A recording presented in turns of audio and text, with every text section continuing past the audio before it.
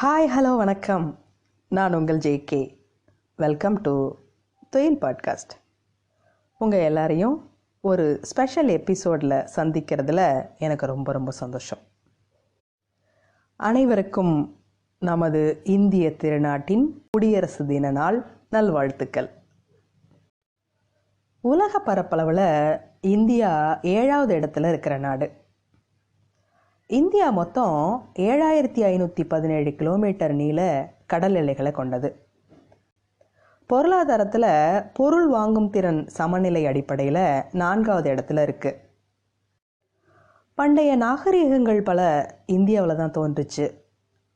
சிந்து சமவெளி நாகரிகம், ஹரப்பா, மொஹஞ்சதாரோ நாகரிகங்கள் இதெல்லாம் இதில் அடங்கும்.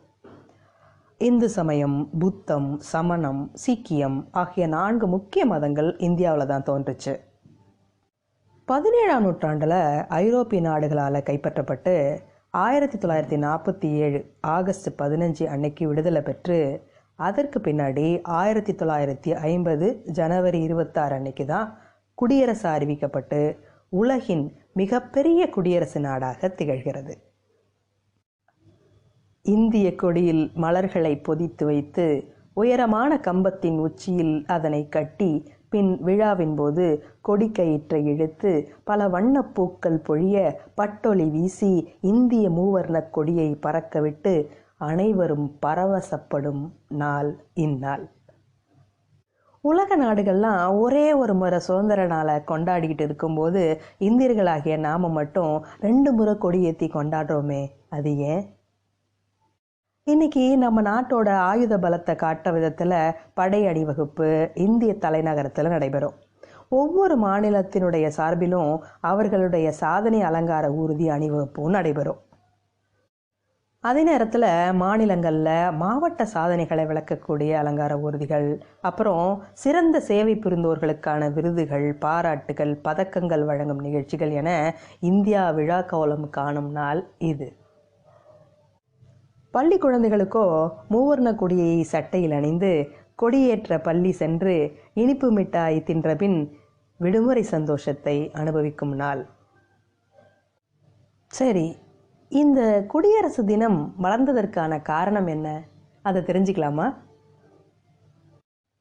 1929ஆம் ஆண்டு டிசம்பர் மாதம் லாகூரில் கூடின அகில இந்திய மாநாட்டில் பூரண சுயராஜ்யமே நமது நாட்டின் உடனடியான லட்சியம் அப்படிங்கிற தீர்மானம் நிறைவேறினுச்சு.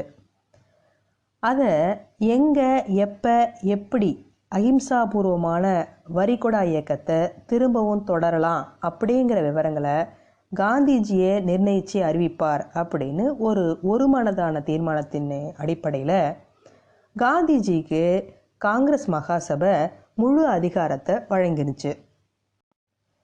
அதே நேரத்தில் நாட்டில் நிலவன பொருளாதார மந்த நிலையும் அதன் விளைவாக பெருகின வறுமையும் மக்களிடையே கொந்தளித்த தேசிய ஆர்வமும் ஒருங்கே திரிந்து நாட்டில் ஆங்காங்கே தீவிரவாத குழுவினர் அரசுக்கு எதிராக வன்முறையில் இறங்கினாங்க. அந்த சூழ்நிலையில் சட்ட மறுப்பு இயக்கத்தை காங்கிரஸ் துவக்கி வச்சதுன்னா வன்முறை சம்பவங்கள் தீவிரமடையக்கூடிய அபாயம் இருக்குது அப்படின்னு காந்திஜி உணர்ந்தார்.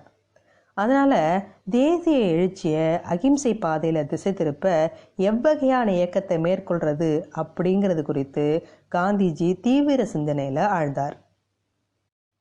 1930 முதற்கட்டமாக நாடு முழுசும் ஜனவரி 26ஆம் தேதி அன்னைக்கு அமைதியாக சுதந்திர தினத்தை கொண்டாடணும் அப்படின்னு ஒரு வேண்டுகோள் விடுத்தார்.